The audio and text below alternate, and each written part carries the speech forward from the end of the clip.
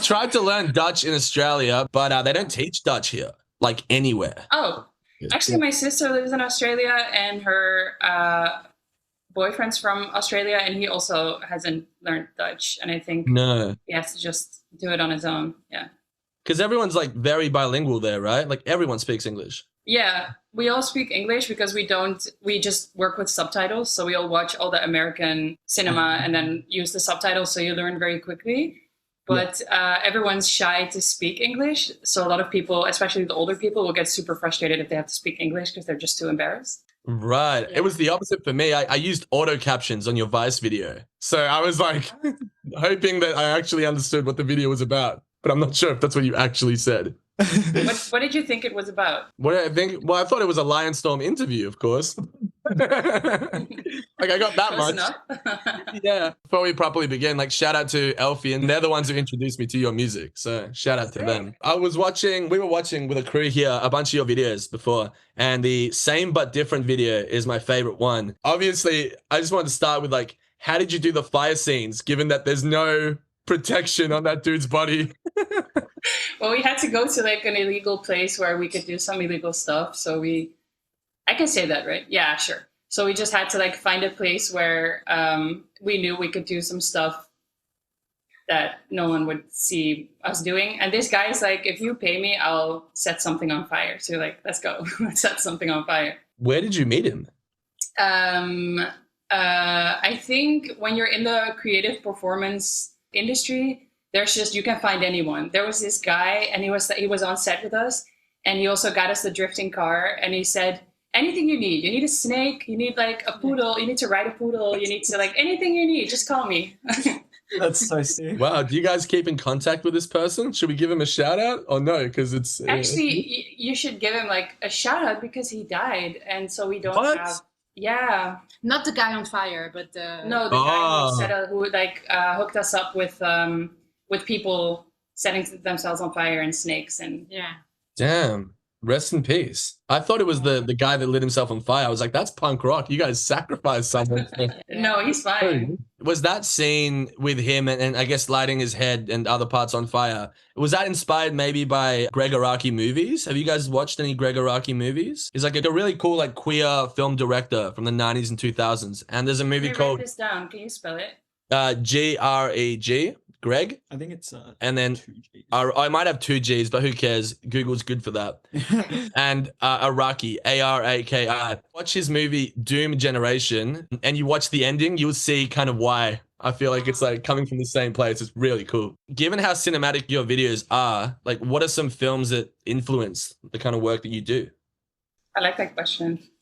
We just a little bit of side information. Stars graduated as a director in the Netherlands. Oh, cool. So all of our music videos are directed by us, and I graduated as a performer. So I mean, I haven't seen it in years, but I think one of the movies that really left a huge mark on me is wait, how do you pronounce it? Synecdoche, New York? How do you is it Synecdoche? I haven't seen it, but I know what you're talking about. Is that the one with Philip Seymour Hoffman? Yeah. Is that the one where he drinks gasoline, or is that the one where he builds like in New York City? He builds like... Okay, it's not the gasoline one. Sorry. Yeah. That's a sick movie. Yeah, that's one that just left like a big mark on me. And of course, like From Dusk Till Dawn. And like I'm really into Corpse Bride as well. And watch like the Disney version of Alice in Wonderland, like maybe every 2 months. And I read the book as well, like maybe once every year. That's just something I always do. And I also, to be honest, I'm really into music videos. So when I was studying directing, I would use my breaks to use the dramaturgy that I got taught in class to analyze music videos, because I always felt like anything is made with those structures. So you can you can dissect anything with those rules. So I used to do that in my breaks. So honestly, music videos as well. And so in terms of how you guys met, did you guys meet at a creative university together? Yeah, I was studying. Wait, no, actually, we met on this Dutch lesbian basketball tournament called Dunking Dykes. That's where we met for the first time. So is that a league that's still operating? Not anymore, I think, because it's outside, and it was a real hassle to organize it, and it was just a bunch of lesbians drinking beer in a random neighborhood, and people complained like stuff, I think, and it was just really hard to organize, I think. Honestly, maybe there's still, I don't want to completely say that they don't exist because I'm not sure. No. They might still have something going on. We just haven't been. I understand that you guys are the first explicitly queer music duo. Have you noticed any, at least in the Netherlands, have you noticed any impact on the scene around you from that? Yeah, because when we started out, there was nothing. There was not... to be honest, I heard a radio interview once where they spoke about maybe some explicit lesbian music in the 80s or something, but honestly, I don't know of it, and I don't know anyone that really knows of it. But when we released our first single, there was nothing. There was no explicit queer Dutch music at that point. And then afterwards, a lot of young queer artists emerged, and I think like more than half of them sent us DMs and messages saying like, you inspired me to do this. So that was really cool to see that. Wow. Honestly, now there's kind of a movement going on where there's a lot of cool queer artists releasing music in the Netherlands. And how long have you guys been making music together for? I think like 6.5 years, something like that. So like just before sort of all the COVID lockdowns and stuff? Exactly. Yeah. When you started putting music out, did you find that, I'm not sure how the Netherlands radio system works, but did you find that airplay was like a bit of a challenge since they weren't used to that kind of music there? There were platforms that were clearly happy that it was happening. So there were platforms that immediately picked us up, and we got some, like, actually a lot of press attention in the Netherlands at first, which was really cool. Because I do think that you had two camps. You had the camp of people that said, there is no underrepresentation or discrimination against queer people. You're making this up. And there was another camp that was like, this shouldn't exist because this is queer propaganda. This is disgusting. This is not how God intended it. And then there were like the press was kind of picking up in the middle, being like, okay, something new is happening. Why are you doing this? But there was a point where we realized that not all of them, but a lot of interviews were kind of trying to get us to say that hip hop is a problematic medium. Like they wanted us to say that we were responding to problematic hip hop, which was not really what we were doing. Yeah. Like we were adding a narrative, we were adding our story. And at that point, I guess we started doing less press, right? Yeah. A little bit less. Yeah. And I think the music industry, like we still don't have a manager or anything because in the Netherlands, we've just noticed that they often say like, it's really cool what you do. It's clear that you have success and it's clear that you have an audience, but I can't use like an existing format on you because you're new and I don't want to have to figure out a new format. That's basically what they say every time. Yeah, the Netherlands has this tendency of just copying America and everything. That's also what was so boring to us. Like, every artist like just copying that American accent, American sound. And I remember the first time we released our first English song, we had a hearing session with someone, and then they complained about my accent. Because it was not like English enough or whatever. Everywhere around the world, it's not a problem if you have an accent. If you're from France or whatever, or Switzerland, and you speak English, you have an accent. But the Dutchies are really like hard on that. Like, yeah, they're just, as I said, like they're really embarrassed about the Dutch accent. And whenever we go to America or to the UK to do studio sessions, the people we work with are like, "Can you make your accent worse? Like, can you make it thicker?" Because they say it's so unique, it's so different. So for us, it's like, why would, because we all love a French accent. We love a lot of, like Tommy Cash has an accent. We love artists with an accent, but then when it's Dutch, the Dutchies get super embarrassed, which is just so cute, but it doesn't have to. I kind of get that too. I've actually also experienced that with some like Dutch students like on exchange that I've met at bars and stuff.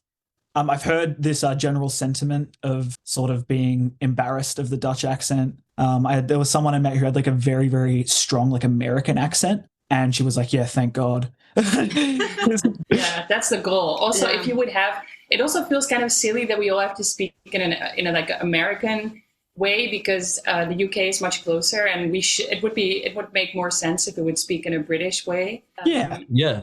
But if any Dutch person speaks in a British accent, then everyone says that they're like showing off and they need to calm down, like chill. You're not British, like you're doing too much.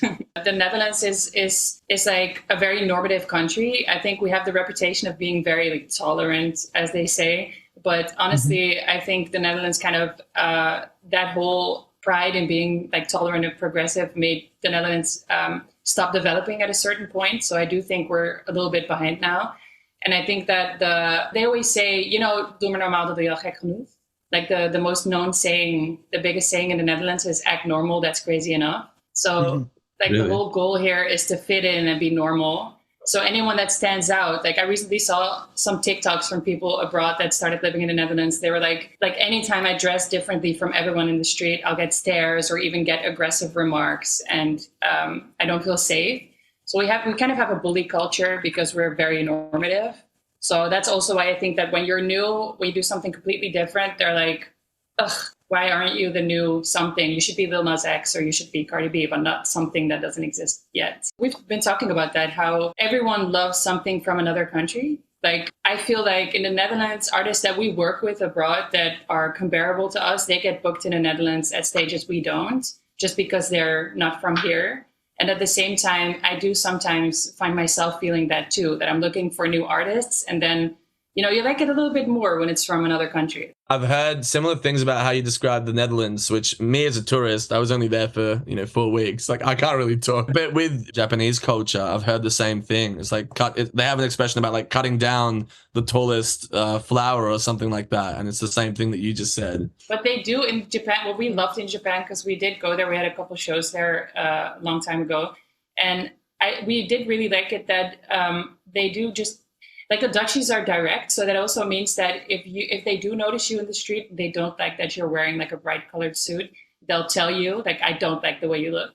Stop being this way. When in Tokyo, we noticed that when we looked super crazy, we would either get compliments or people would just leave us alone. Like you could see someone look at you like, I don't understand what you're wearing, and immediately look away, just leave you alone, which did feel better than someone aggressively telling you like, you have to wear something else. I don't like what you're wearing right now. Right, yeah. Yeah, that makes sense. That does make sense. Is there any way you've played, because your music is known for being wild and for being taboo breaking, have you ever played a place where like the crowd wasn't ready for that and they responded in a certain way?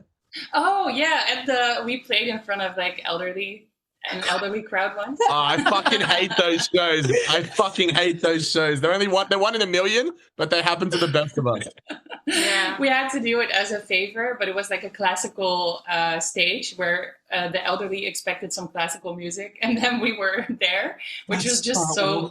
It just really felt like we were doing a sketch, 100%. So I actually enjoyed myself a lot because it was just so funny. It's punk as fuck. Yeah, in a way, it was like I had a lot of fun, and someone we know came to watch, and they were like, it was very fun to watch because it was just like so crazy. And we did get attacked on stage once. Funny enough, that was a queer event. It was a queer stage. But it wasn't a queer person. I think this person didn't know it was a queer event and was just shocked. God. The playing in front of old people, I can definitely relate because I used to have a metal band and we played once. We were playing pretty big shows here, but we got booked for an open mic. And we played this open mic after these 3 old grandmas that played fiddles. And so it's a similar... and they were angry because we didn't clap at the end of their set. I did clap.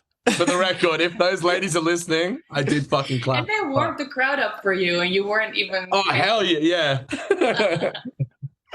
That's so good, actually. Did you guys give that show your all? Like, knowing that? Like, did you really get into it the way you would get into, like, a normal show?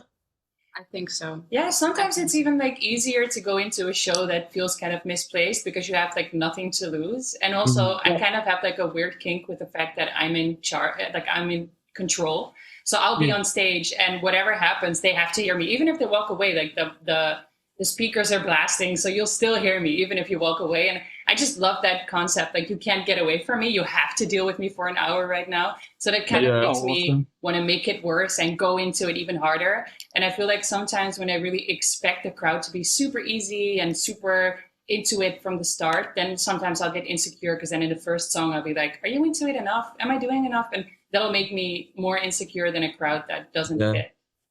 So yeah. And sometimes it's so hard to tell. Like we've had shows that there was like a really young girl with her parents, and they were just like, that's also very Dutch. Like they stand still and they enjoy it, but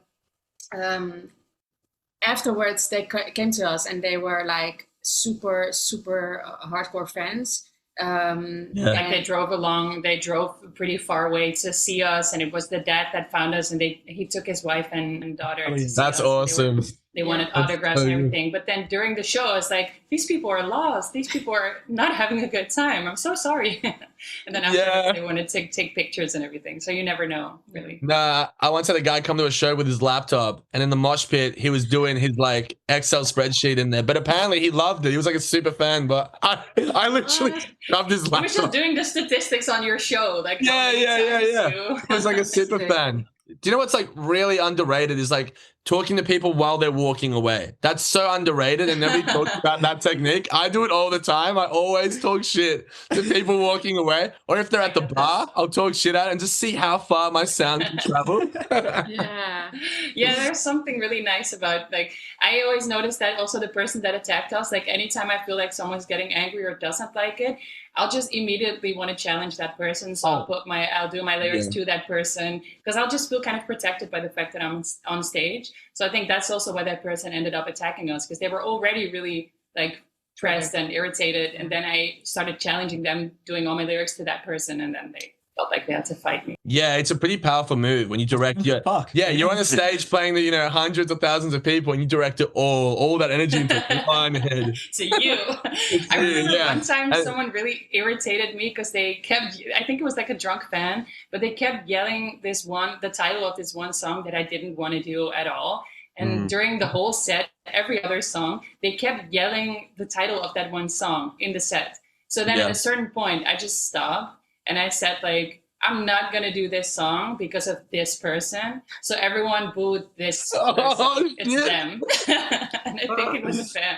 So afterwards, I felt kind of bad, but I was so irritated. I find with my music, people always want me to play older material. And the things I compose, I get sick of quite quickly, In about 3 months or 4 months, I'm kind of over it. And the other day, somebody asked me, and I said, pay me like $100. And then they paid me $100 on stage. And actually, for anyone listening, it's a really good way to make money. Times are tough to make money from your fans. Good idea. It is, yeah. You can have it for free. But basically, like, do you find that you get sick of the older kind of material and you have to like kind of keep going, or do you enjoy everything in your catalog? No. There was a time like I really hated our older material, and then recently we added some of the older songs to our set again, and now I start feeling like I love it again. And but I was so sick of that. I think it has to do with that sound, and then people still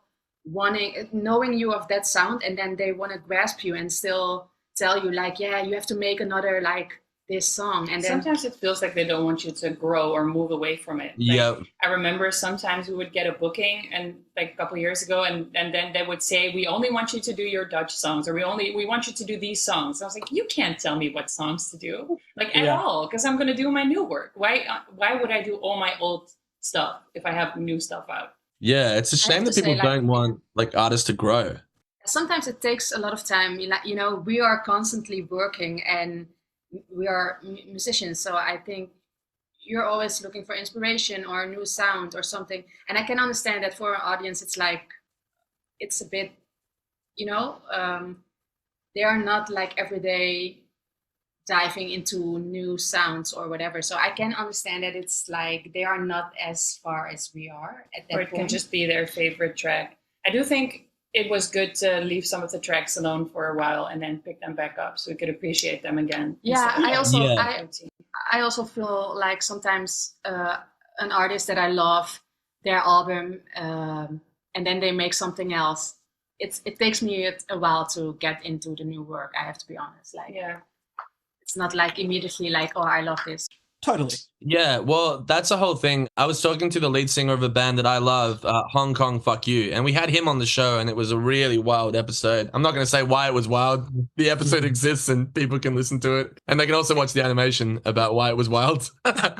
But he told me about ear fatigue, you know? And I think as artists, we kind of forget, like, we listen to tracks so much that we basically forget what it was like to make it. And that's like a big problem. And it's like any kind of muscle that you have, if you don't leave it alone and actually rest for a few weeks, you're going to do some damage. And I feel like that contributes so much to burnout, you know, in the music industry at least. And even like to create the process of creating, because I noticed that you try to do something and then you kind of find a way to do it and then you can keep doing it, but I kind of hate that. So I always want to find a new way to write lyrics, a new way to create music, a new way to make a live show. I just want to keep making, like doing something I can't do yet. And that's also, I guess, why it really bores me when someone tells us what they want it to be. Like, I want these songs, or I want this style from you. Or for example, like managers, I do remember some managers we spoke to who would be like, you just need to make nothing but like bubbling, the Dutch reggaeton. And just make sure that your shows are always fun. But then I wouldn't enjoy my job at all if I would have to do the same thing over and over again. I have 100%. To keep doing new stuff. Yeah, it's the price of forging your own path, you know? Like my psychologist once said to me, I was like, man, I wish I could just sit down and write like a commercial song. Like, please, God. Like, so, you know, I can write catchy music, but I'm like, a commercial track that, you know, the masses can enjoy. And he said, would you enjoy that? And I was like, yeah. And he goes like, would you actually? And I thought about it for a second, and I thought about just going on stage, playing to a lot of people, but playing music that you're not really feeling all the time, the same kind of vibe and never breaking out. That's not why I started making music. It's not why you guys did either, you know? No. And I do really respect it when people can make really good commercial music. I do really enjoy it, and I see the art, and it's very difficult. And I do really appreciate producers who are super good at doing very commercial things, but it would just never tickle my brain the right way, because I'm always trying, as I said, like I'm always trying to do something that doesn't exist yet. So I find myself in a very similar position. I mean, I'm a songwriter and producer. I mean, I sit in this exact chair. I'm sitting on his chair, his favorite chair. And I have hundreds upon hundreds of unreleased demos and so many different sounds that I've explored. And I think the only reason I've released so little, despite having genuinely so much material, is just I'm constantly, honestly, in an endless cycle of wanting to try something new and wanting to try something bigger and more ambitious, and just every day is a constant detour. And I'm kind of trying to learn right now to work with a little more structure and intention. But it's what keeps music exciting for me. And in the past year, after experiencing like about 2 years ago, like the worst creative block for pretty much the entire time, I, at my least confident, just started saying yes to anyone that wanted to collaborate. I started saying yes to my filmmaker friends who wanted scores for their movies. I had absolutely no confidence in what I was doing at all. And I was low-key like, I shouldn't have done that, but like, here we are. Yeah, that's how he joined the band, actually. Yeah. I mean, every single one of those opportunities, just like, I proved myself capable time and time again, and then it like really reinvigorated my creativity. And yeah, I mean, just always trying something new is, I guess, what keeps music exciting and refreshing for me. So I'm sure that's the same for you guys. Well, yeah. Also, you guys are coming at it from, were you guys musicians before you were, you know, respectively directors and performers? Yeah, I really didn't grow up with directing or anything. I used to play guitar and sing and dance. And then I just wanted to make art that was more conceptual than those things. I never felt like I wanted to go to music school because that was really technical and that didn't really interest me at all. And then through theater classes, I just ended up going to art school and being a director and focusing more on making art. But then after school, I immediately started going back to music, but with all the things that I've learned from art school, from theater, from directing. And you also didn't grow up with theater at all. No, not at all. But it was just like at a certain point, we did like, we had so many lyrics on our laptops, and then there was at that point like, okay, maybe we should just make the transition to like, let loose of that we're performers or a director, but just go for what we love. Well, it goes back to the whole music video thing. Like a music video has all forms of, not all forms, but most forms of art in it. And so I think it's something that is really appealing to people who, A, want to make new things that haven't been done before. Like, I feel like if I wasn't going into music and I got a slightly better score, I got a good score with my high school or whatever. I don't know what it's called over there. We call it the ATAR here. But I don't know what the Dutch equivalent is, but I got a really good score. I would have probably become like an engineer, or like a scientist. Yeah, I got a pretty good one, better than yours. But yeah, like I feel like you're coming at it from a creative standpoint, maybe even more so than just a musical standpoint, which is why theory and other elements, like I don't know any theory, I know like 5 pentatonic modes on the guitar. Yeah. That's helped me write like 40 songs, and they've all been different. I think it's just about how you approach it that matters. Just being creative about your approach. Well, if you don't have that background, you're also open. You don't have to stick to anything. It's like you're free. Yeah. And that's what I really like, just to sing or make melodies. Yeah, but maybe because we're pretty conceptual, I think there's just different types of artists. Like some will really start with the sound and they need to be maybe more technically skilled. And we maybe start more with a concept. Yeah. But it took me so long to find out that actually you can be technical in your conceptual works. There is a learning curve, and you guys have been doing it for so long. It's just that it's harder to measure. Someone might look at a piano, like someone who's a virtuoso on the keys. Yeah. It's really easy to see in that moment that they can shred, that they've been playing their whole life. Shred's not a good word for that, but they can play the keys. You don't really see someone, for example, I love Rick Rubin, and a lot of people love to laugh at Rick Rubin and they think he's, just sleeping and eating nachos and shit, which he is, by the way. But, Rick Rubin, there's a reason that every project that guy's worked with, it has been a banger, It's not just because of the artist. It's because he knows how to source his creativity. And it's a spiritual thing. It's a conceptual thing. Yeah. Yeah, I think that's true. Like, for example, I can sing and I sing one song in the show. And I remember, Ski, you saying like, it just feels, because most of the show we like scream or yell. So it just feels sometimes good to be like, no, I can sing. I just choose not to. Yeah. It's a skill that I do have. I just don't. It's necessary for our art. So it's like you feel like you have to prove it, right? I'm the same. I've been screaming my whole life, and I felt like I had to prove people that I could sing. Like it was a test. Yeah, but it also feels kind of empowering to be like, especially because I think from women or women presenting people, they expect you to be like singing and sensitive and melodic and dancers, and then sometimes it also feels empowering to be like, no, I can't actually do those things. But I'm not going to. Yeah, I don't have to. Yeah. That's so cool. In terms of posting stuff online, we've had a lot of artists who post stuff that's, I guess, could be considered controversial or taboo breaking. And a lot of them are affected. Like challenging is probably a better word. Do you find that you struggle with the big algorithm in the sky, the shadow banning? Is that something you guys struggle with a lot? Yeah, it's like, it's become so big that it's almost like becoming everything to us. Like from the start, shadow banning has been a big problem.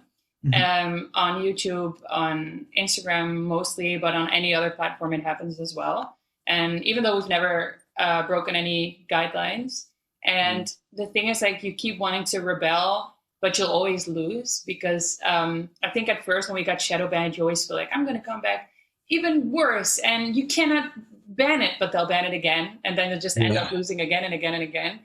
And then you're like, I'm refusing social media. I'm not going to be online, but that's impossible. 2025, being an artist that you cannot find online, like, good luck. That's not. You just can't. You just can't. No. So it's a shame. Yeah. For us, it's. I have to say, thinking of new ways to be an artist without being having that, what do you call it, like weights pulling you down, is difficult. But I have to say that over the years, the biggest challenge to me has become not internalizing it, because you accidentally do internalize it. And then I also noticed that there's kind of a shame in internalizing these things, because people are always like, just laugh it off. Oh, the haters are proof of what you're doing and how big your reach is. And that you're doing something right. And, you know, what would Beyonce do? Don't give a fuck, you know, move on. But then it's like, sometimes it feels like it's almost taboo to be honest about the fact that it does creep, like it seeps into your brain without you knowing it. And then one day you're writing a new treatment for a music video, or you're thinking of a new photo to post, but you're already censoring it yourself in your head because you're like, it's too much. And then you see someone else's work, which is more explicit than what you were thinking of, and they're getting praise for it. And then you're like, damn, but I just actually started censoring myself. It's because those artists that are getting praised for it, they made it through before the wall came down, you know? Because like, I feel like shadow banning was kind of like a buzzword of some sort at some point, where it was like, oh, we don't know if it's a real thing or not, you know? Maybe 5 years ago or 6 years ago. But it almost seems like through this online censorship, and we have it not even just on Instagram here, we have it in the media, the kind of music that they play kind of seems like kids bop half the time, you know, because, and I'll go on record saying that because it's very friendly. And I think there's an issue. Really. I think there's an issue with that because it's, what's the word? It's like people. It's just dilute yourself in order to be, you know. And you're, and it affects, it's crazy that an algorithm can affect like how you create for the rest of your life, you know, which is really unfortunate. I think we really don't talk about that enough. And also because I still feel like, you know how when the internet came up, and like with every new medium, with social media as well, people just always want to downplay it as something that's like same with AI, like people want to downplay it as something dumb and we have to ignore it and it's just for silly kids or whatever. But I think by doing that, we forget to take super seriously how it affects real life, which it does. Because if you like forbid people to say suicide and it's unalive, and if you forbid people to say rape and it has to be grape or whatever, then you're getting people used to the fact that these words are censored, these thoughts are censored, these subjects are censored, and then it seeps into real life. And the same thing happens when you keep banning, you know, any type of skin that a woman has, like bikini pictures, not allowing them anymore. You're going to have people in real life on the beach being like, that bikini is too naked, that woman has a skirt that's too short. Like, I really notice our culture becoming more and more conservative. And I do think it's something that goes together with all the censorship online, like the globalization of the social media and everyone needing to be happy online. So getting in this weird mid of the road thing, that's not an English thing, like middle of the road thing, where everyone needs to be happy. So all the edges are chafed off. And so that's why when you were like, we need MTV back at the start of the conversation, I was like, I miss MTV, but MTV still had someone deciding. And I think internet kind of made a promise to us, like, there's not going to be anyone there. It's the American dream. You can reach anyone and there's no one deciding what's going to be online. And then we didn't notice that the algorithm got bigger and bigger and it started deciding what was going to be online. So now we have people reporting and we have an algorithm that's deciding what's going to be online. So it's still someone in the middle. Never truly about creativity or accessibility. It's like the bottom line will always eventually be profit. That's true. On you know, any single platform you try to share your art on. And it's honestly very demoralizing, especially with, I guess, the way that corporations find new and more creative ways of monetizing and sort of, I guess, sterilizing the general pool of like what you're exposed to, as to, you know, not risk offending advertisers or you know, hurting someone's chance of. Yeah, it's like somebody could enjoy your music, like what you was, again, going back to what you were saying with managers, like they could enjoy your music, they might even bop to it, you know, it can resonate with them on a deep level, but they know that at the end of the day they can't make any, you know, decisions or actually help you, you know. They appreciate what you do because obviously you make cool stuff, but they probably like they have so many strings attached that it's just like impossible for them to see it through. And that's a real problem. Yeah, this is all pretty dystopian shit, actually. Dystopian, very modern. Also because we've noticed, I think it's always been, like anytime an artist wants to sell themselves, it's probably always been like, you try to make yourself as 2D as possible so you can just, you know, get like a simple headline and get sold as this very simple concept. But I don't know if that, I feel like that's gotten worse because of social media and trying to break through and get through the masses on TikTok or Instagram.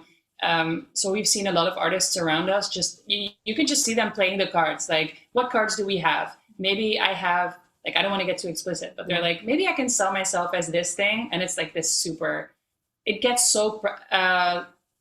way too personal sometimes. So people will upload a video of themselves crying just, in hopes of going viral because people might feel sorry for them, or deliberately trying to get people, because obviously the best for the algorithm is hate, like people hating you. Rage baits. Yeah. Yes, exactly. So people will find a way to like make people angry at them. I don't know. It makes me kind of sad. And I don't even want to think like that. I don't want to have to promote music in a way. No, because it interferes with what you set out to do in the first place. Like none of these emotions are, you might very well be angry or sad, but if you're doing it for a robot, or like algorithm, like it doesn't get worse than that. I know you guys like horrorcore. I'm wondering like specifically what's like some favorite horrorcore artists? Like, do you have any off the top of your head? I don't know if it's specifically horrorcore, but I know I love Backwash. Backwash horror. Yeah, Backwash is fucking awesome. Yeah. Love her. Yeah, love her. I really love Jani. I'm not sure if Jani is horrorcore. Jani's Australian. Yeah, I know. Well, actually New Zealand, right? Oh, yeah. But do they live in Australia though? Because might. I think they do. Because I think they're married to that artist. Fuck, I can't remember, with the spirals. He was like the crazy spiral shit. Yeah. Oh, really? Yeah, Mike something. I'm pretty sure. I'm pretty sure. I'm my own boss. I don't have an algorithm for this show. I do whatever I want. No, Mike Shinoda's the guy from Linkin Park, right? Okay, fuck it, forget it. Forget it. I don't want. Doesn't matter. Are there any like genres or styles that you guys haven't delved into that you're keen to explore? I mean, there are definitely genres that we're exploring more. Like we've always been into gabber because it originated from the Netherlands. We've noticed when we go abroad, people don't always know this, but it's from the Netherlands. It's cover. We've always been interested in it, and I think we've just been like. The funny thing is that when we go abroad now, everyone's working on it, so that's funny. But yeah, we want to dive into that a little bit more. Yeah, I didn't know gabber was from there. Nor did I. Yeah, it's cover. I got played a lot of gabber over there by my friends, like a lot of gabber. Yeah. But yeah, I had no clue that was the origins of it. That's cool.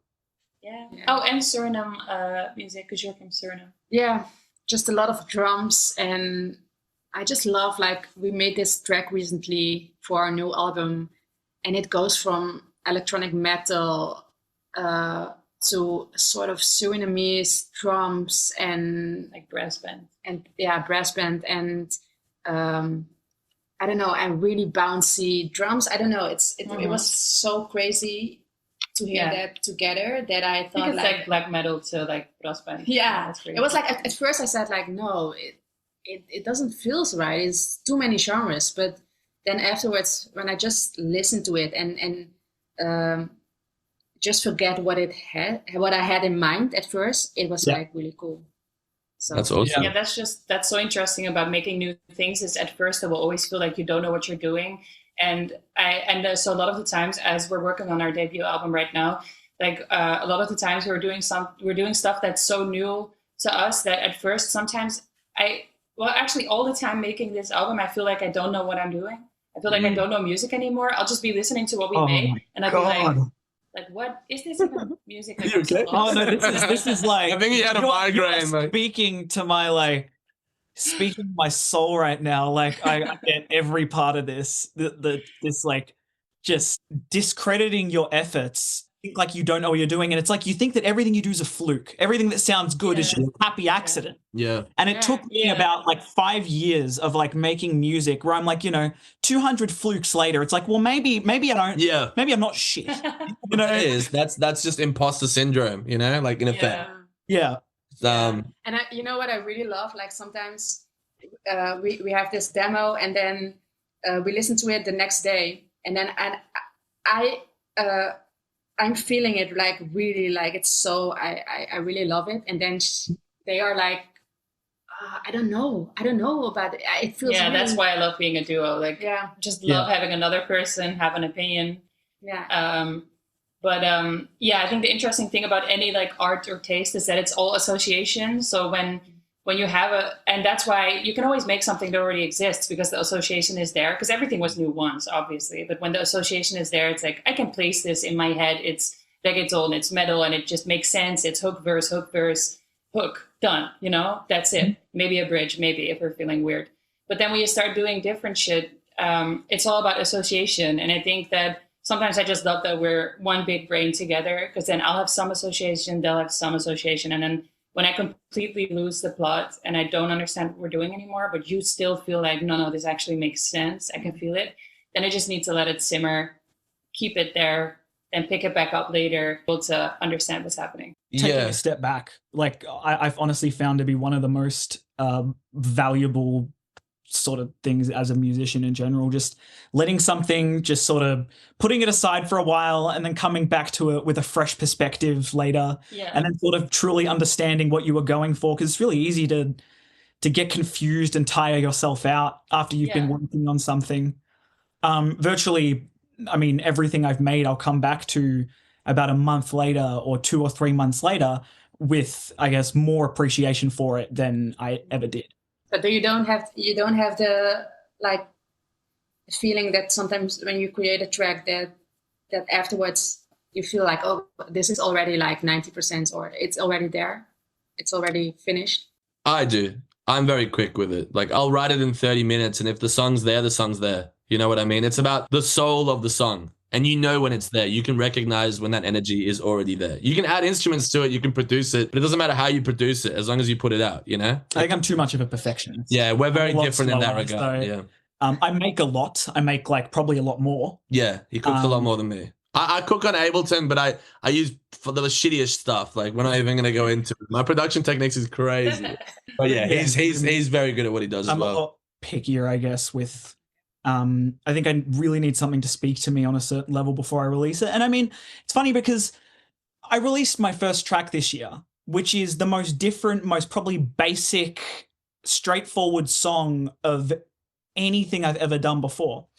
But it was the first song I've written where it just happened. I wrote this song to and from work while thinking about someone that I had a crush on. And I went home and I recorded it. And on Valentine's Day, a few days later, I just put it out. And that's just absolutely like completely against everything I've ever done before. But it also happened to be, you know, a song that, despite being probably the simplest thing I've ever done, feels like it resonates the most with a lot of people as well. So I guess that's the first time I've really experienced something just happening quickly. Also, what you said before about making something new and not knowing, like not having any sort of framework for what it means is also the reason that audiences take longer to adapt to new things. And historically speaking, is the exact reason why. And there's usually like a 10-year to like 15-year lag, sometimes longer, depending on the idea. And it's a real shame. We definitely suffer from that. And I think anybody who's true to themselves is going to make original music, because we're all individual people. So the tough part is, you know, putting all the noise aside and just actually listening to your own voice. And that is probably scarier than sitting down and having a little jam on a guitar, you know? Yeah.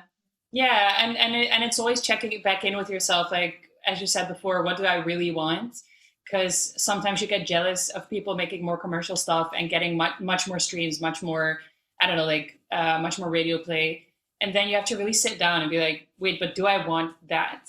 And they're like, no, I actually really want that other thing where I can just do whatever the fuck I want and no one can tell me what I can or can't do. Like, I'm completely in control and I can just keep on inventing new stuff and having fun doing that and doing it on a stage. And then it's okay if it's not the biggest stage, like, even though sometimes it is a big stage and sometimes it's not, but you're enjoying yourself, and then you can just lay the comparisons aside. Like, I don't even want that, what the other person's doing, because that would really bore me. Yeah, it is really inspiring to hear you guys talk about that and being DIY and doing it yourself and managing yourself, because in a world where a lot of people who are doing quote unquote well, they have bigger organizations behind them, and it's diluting and polluting the kind of music and the kind of art that they make. So it is really nice to hear that you guys are literally just doing it yourselves, you know? Yeah. And it's not about the streams, and it's not about literally anything. I mean, we think it is, because I guess from my experience, having to work other jobs that aren't music related to fund music, which I guess every musician ever, you know, most musicians can relate to. Even the musicians who are playing that I know, who are playing to like tens of thousands of people and stuff like that, and touring the US and stuff, when they come home, they still have to work as, you know, what they were doing before when they're not touring. being a musician, I used to think back in 2018 that it was possible to make money. Like it was a pipe dream. But post-COVID, it's not easy. So those metrics shouldn't matter. It really should just be a matter of creating what you love and trying to get it to the most people possible, but not letting the metrics get in the way. Yeah, and if I'm really honest, like most of the time when I find an artist that I actually get obsessed with, which doesn't happen a lot, but we get actually obsessed with an artist and I want to listen to them all the time, it will always be artists that have like no streams and they'll be so small and they'll have no shows and no one knows them. And I'm like, why does no one know this person? It's so cool. Same as like, it actually made me kind of depressed finding out that, because when I got really into Tim Burton, I bought all the books of everything he made when he was younger and then at the start of his career and then the things he started making later. And I just thought everything he made that was the best stuff was the very early stuff when he had like hardly any experience. Those sketches are so cool. And there's like, in my opinion, so much better than what he did later on. And that made me kind of sad. Like, am I doomed to just become a watered down version of myself? And it's just, you know how great writers usually write their first book when they're 40 and it's amazing. And then afterwards they either write nothing or they just write watered down versions of that first book. So sometimes I'm just scared, like, do we all kind of lose our touch? And is it just the best and the purest when we don't really know what we're doing? I mean, 40 is pretty good. Like, I'm 29. So if you're going to tell me I'm going to make my best work, like, I'm so burnt out now. I don't even know if I can open up my laptop ever again. So if you're telling me that in 11 years, I'm going to write my best track, fuck yeah, 40 is good. I'll take that. You know, life is short. But I am trying to think of examples of artists who have kind of like come into their own later. Kate Bush kept reinventing herself. And Tyler the Creator keeps reinventing himself. Yeah, we were just watching his new video. It's awesome. Really cool. I haven't watched the video yet. I have to do that. It's fucking good. Sick. I was telling my friends, I was like, nah, I don't want to listen to it. I didn't like the last one. I don't want to listen to it. And then they forced me to watch the video and now I'm actually a fan. So anything is possible. Crazy. I had that the other way around. Like I waited 100 years with Chromacopia. Yeah. And then I just listened to Don't Tap the Glass like in an hour, just went straight to it. Yeah, it's different. It reminds me of what I liked when I was a kid growing up listening to Cherry Bomb, you know? Like that kind of Exactly, same. Yeah, I love that. Which is really cool. Do you guys have any plans of ever coming to Australia? We definitely do. Like we really, really want to play Dark Mofo. Like we have we've got lots of mates that have been on the show that play it as well. Yeah. Yeah, we would fit so well. And you would fit so fucking well. That festival's made for you guys. We would fit so well. And my sister lives there, like right there. So it has to happen. That'd awesome. I should see if I can pull some strings and get you all into it. I reckon I could. We have to play there. And honestly, we have a lot of listeners in Australia.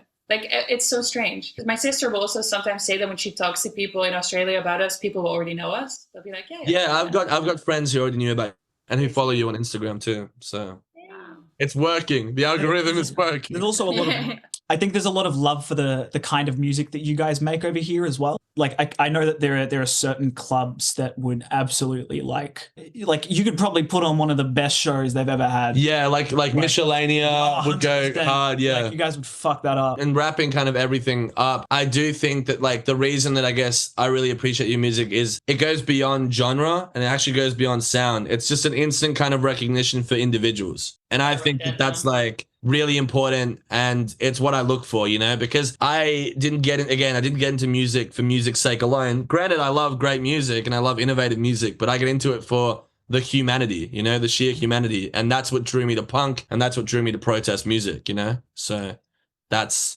kind of it. The only thing I'd ask from y'all, we usually end the show with some words of advice or wisdom. You know, it doesn't always have to be wise. I can just say that we always say, like, you just have to break all the rules. Like, you have to ignore everyone's advice and do the opposite and be super stubborn. Like, you have an idea. Honestly, like, don't get too distracted by what other people say or do. I really love just shutting my doors entirely to other artists and any other art sometimes, so I can just dream.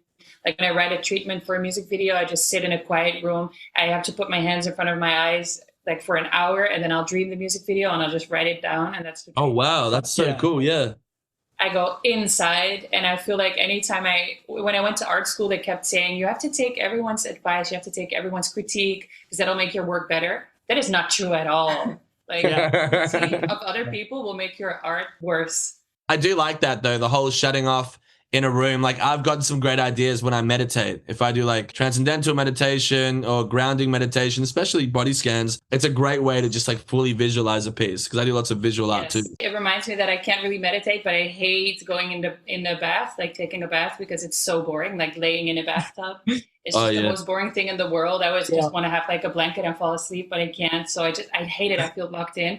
But whenever I go lay in a bathtub, I get my best ideas because I'm stuck to a place that I hate and I'm really bored. And then I'll find the best fucking idea. When I was at work, every time I'd be, I worked at a dry cleaners. I hated my job. And I would, for some reason, always have like the biggest, most ambitious ideas in the first like 2-3 hours of my shift. Yeah. And I'm like, I can't go home right now.